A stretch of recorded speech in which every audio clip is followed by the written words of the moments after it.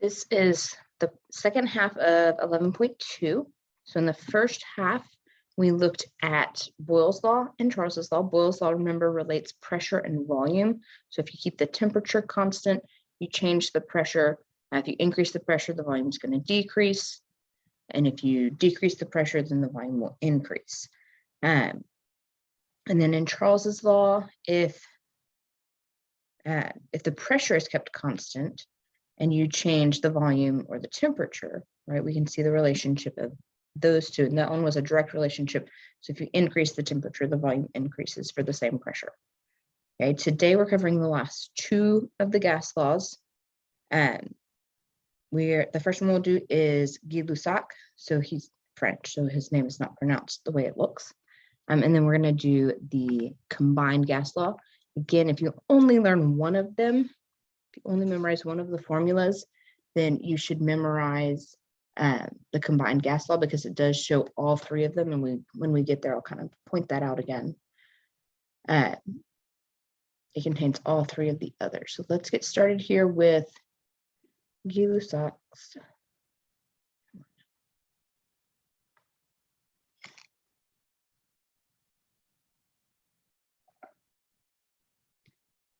I really hope y'all can't see my password. That would be terrible.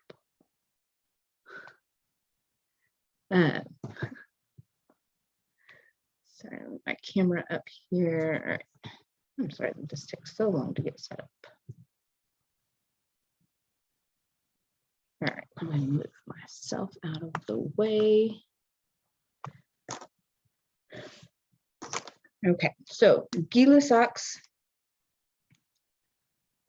is relating the pressure and the temperature if you keep the volume constant. So the formula, okay, so really what it says is that the pressure and the temperature, are directly related.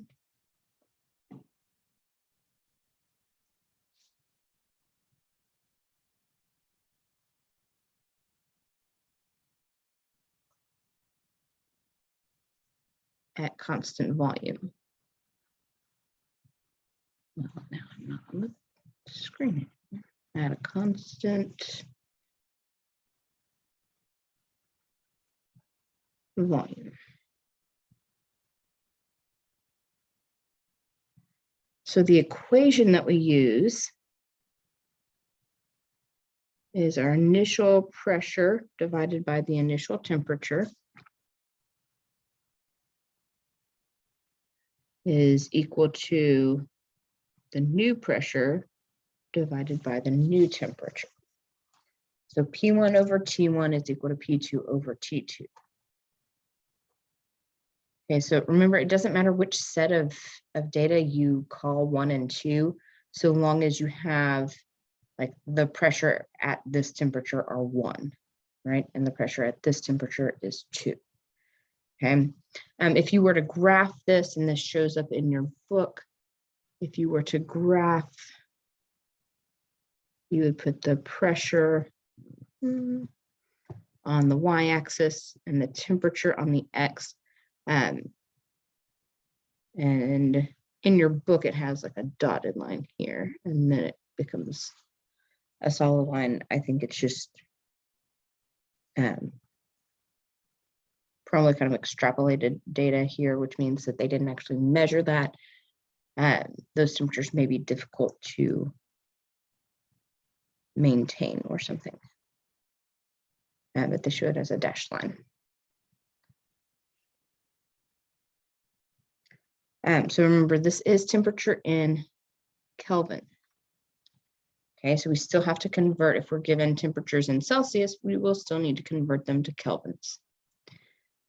All right, so we're going to do 2 practices. So I'll show you one, and then you should pause the video and do the second one on your own and see if you can manage to do that.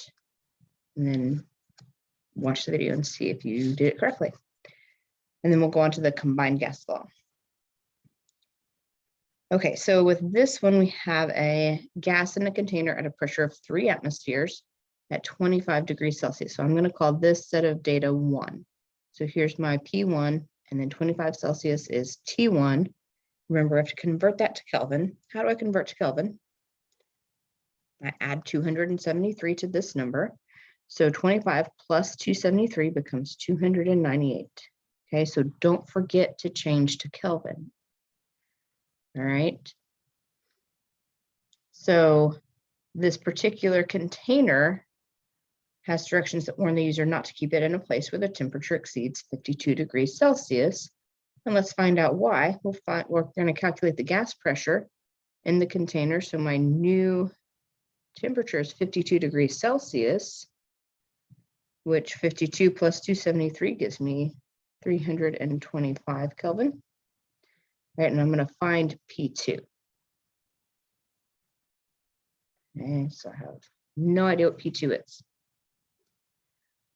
So P1, my 3 atmospheres,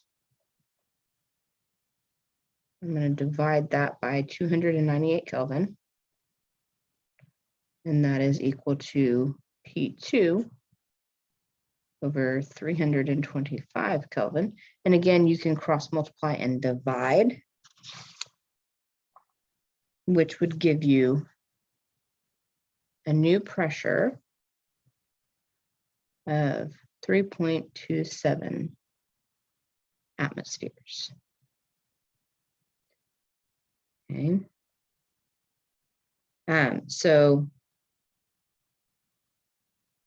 that is possibly enough that, depending on the container, apparently for that container, that would be enough pressure that it would not, the container wouldn't hold together. And so that would cause the container to explode. And that's why you wouldn't want to exceed 52 degrees Celsius.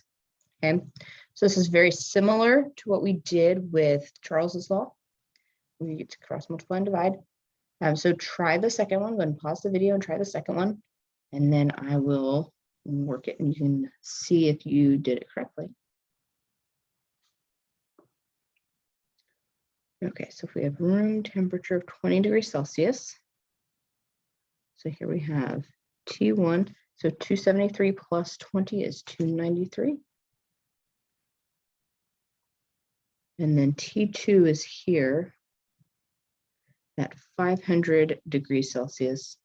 So that is 773 Kelvin, I think. Sorry, I can't do math this morning. 273 plus 500. Yeah, I did right. Okay, we're good. So the initial pressure was 1 atmosphere. What pressure did it reach inside the incinerator? And so for this one, we're assuming that the container is very strong and does not explode when you heat it up to 773 Kelvin. So I have 1 atmosphere at 293 Kelvin. And that's equal to, I'm not sure what pressure, that's what I'm finding, over 773 Kelvin. And so when I do that math,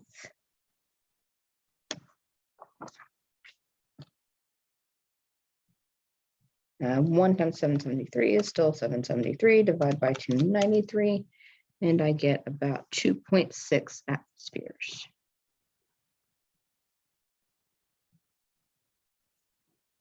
Okay, so hopefully that's what you got. If not, you might want to go back and double check what you did. Probably you forgot to convert to Kelvins. All right, the last law that we're discussing today is the combined gas law. Again, this one, we're going to relate all 3 variables. It relates the pressure, the temperature, and the volume. Okay, so we can relate all 3 of them at the same time, which means that we can change more than 1 variable and see what happens to the others.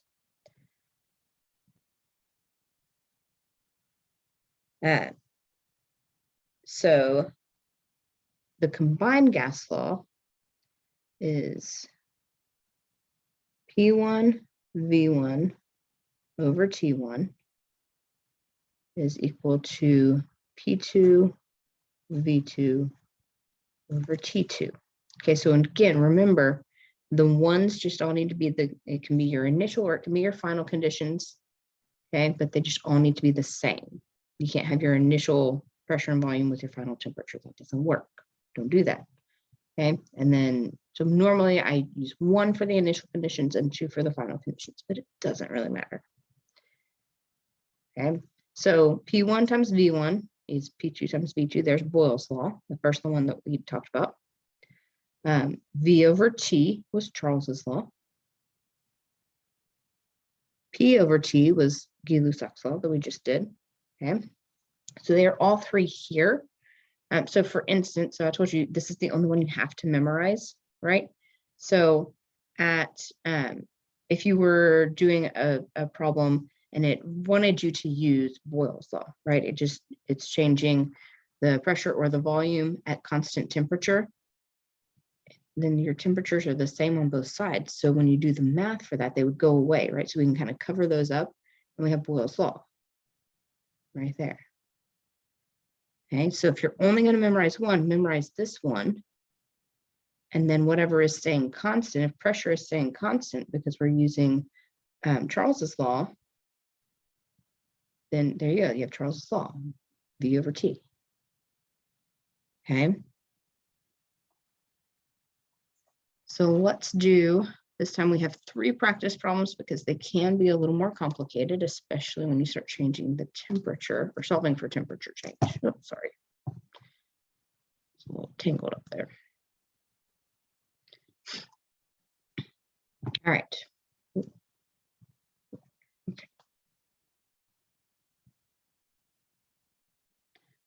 All right, so for the first practice problem, we have a helium-filled balloon.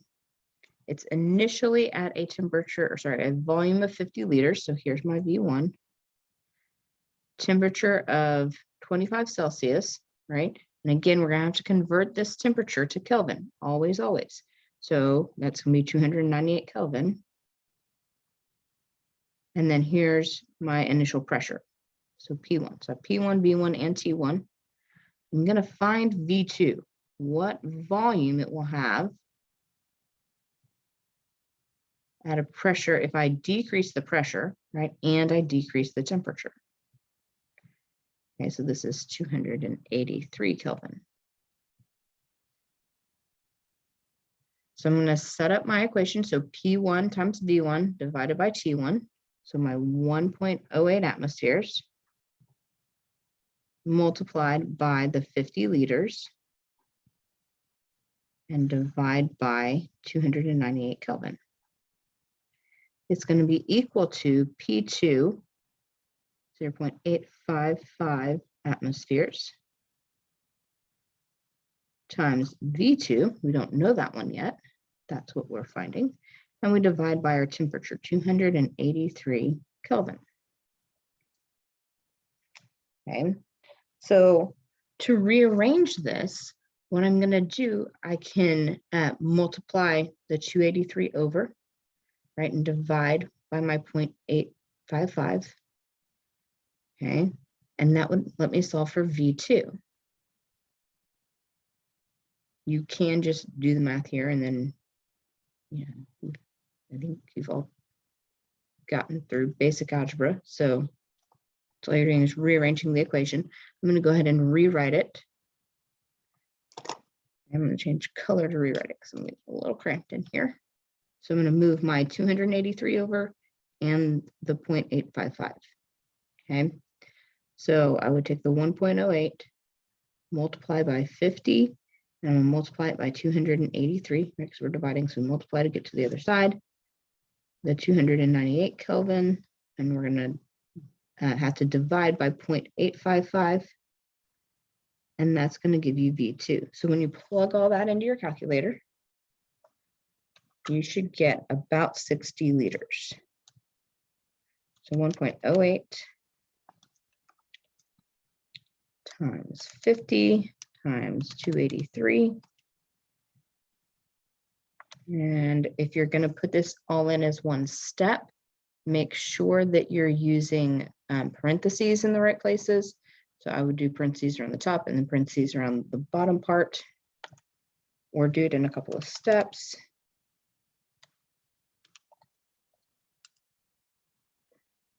So yeah, so I get about 60 liters of that helium gas. Okay. We'll do one more. So for this one, we start out at 27 Celsius.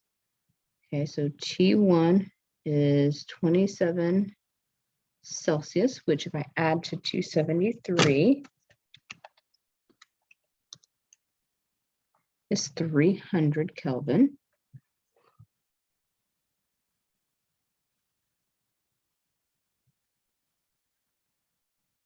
My initial pressure is 0.2 atmospheres, and my volume is 80 milliliters of V1.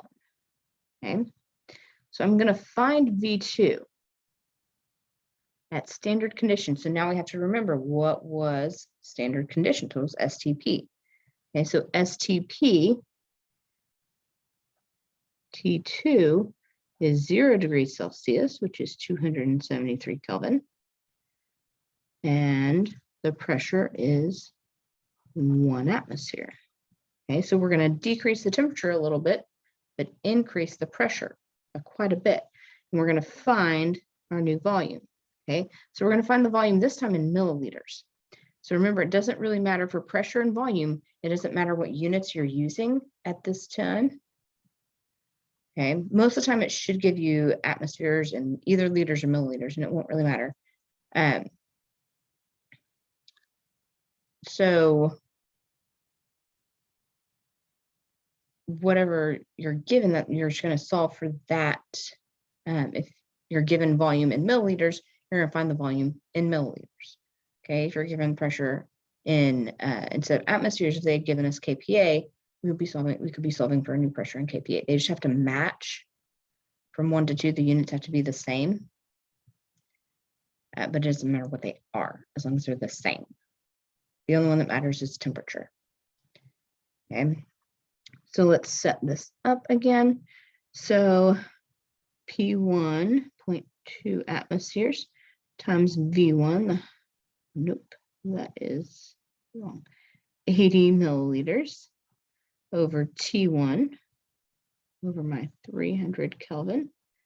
Oh, that should be 2. Ooh. P2, my 1 atmosphere times, I'm messing up all over the place, times V2 over 273. Okay, so to isolate V2, I really just have to move the 273 over. So 0.2 times 80 times 273 divided by the 300 times 1 is going to give me V2. So if I plug that in, times 80 times 273 and divide by 300, I get 14.6 milliliters for V2. Okay, so I decreased my pressure a little bit, but decreased the temperature a little bit, but increased my pressure a lot. So the fact that the volume decreases quite a bit is not real surprising. Okay. All right, so you should try the last one. And then unpause the video and see if you did it right. So we're starting at 75 milliliters, T1. Oh no, that is T2 because we start at standard conditions this time. Okay, so my volume 1 is 75 milliliters. My pressure 1 is 1 atmosphere.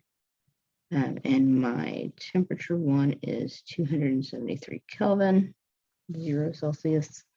And then T2 is 17 Celsius, which goes to 290 kelvins. The new pressure is 0.97 atmospheres, and I'm again finding the new volume. On your practice and your homework, you will be asked to find something other than the new volume. So be able to, solve for something else. So when we plug this in, 1 times 75 over 273 is equal to 0.97 times V2 over 290.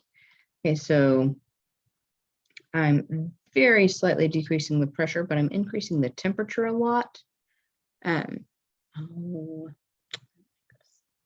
that's never.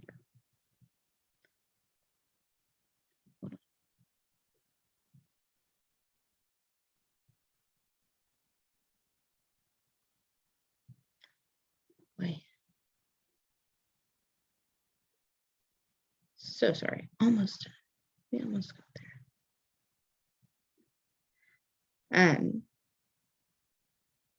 So I'm increasing the temperature quite a bit. So I should be increasing the volume, not significantly, but a little bit. So when I rearrange this, it'll come back up in just a second and connect, hopefully. I would have 1 times 75 times 290 divided by 273 times 0.97. Unfortunately, it does not want to connect. I'm thinking somebody changed the Wi-Fi. Nope, that's not what I wanted. Nope, not what I wanted either.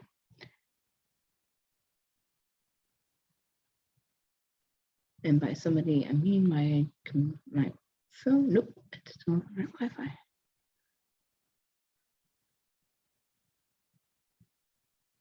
I don't know. Okay, so the answer that you should get, so sorry, is 82 milliliters. And that is the end of the lesson. Apparently my phone is not going to connect right now. That's okay, because we're done. You do have some practice pages to do, and I've left an answer key, so you can check yourselves as you go through these. If you are getting the practice done pretty well, read through them and see what they're asking you to solve for. Make sure you try to solve for, try to do it. The first 5 on the practice should be Gay-Lussac's. And then that is wrong. The first 4.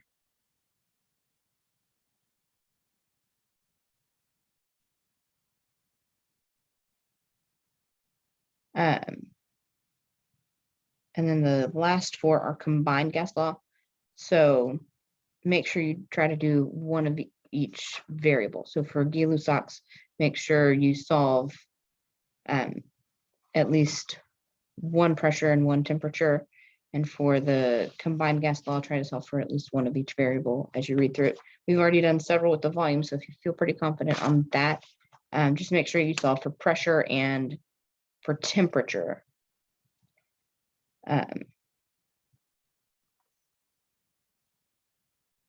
So like number 8, making sure you solve for temperature, that tends to be the variable that throws people the most.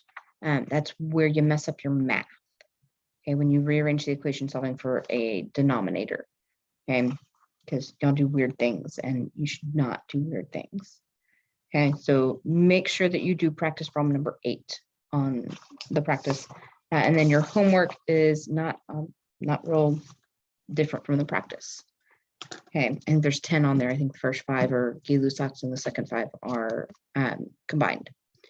Okay, so that is the gas laws. We are going to do one more. In the 3rd lesson, we are going to talk about the ideal gas law.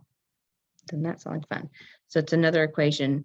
So again, if you have trouble keeping these all in your head, memorize the combined gas law and then the ideal gas law from the next lesson, and then you'll be fine. It's possible you'll be allowed to have like a little formula chart. It's possible if you're good. If you're not good, you don't get one. Okay, so keep that in mind. Don't be a jerk.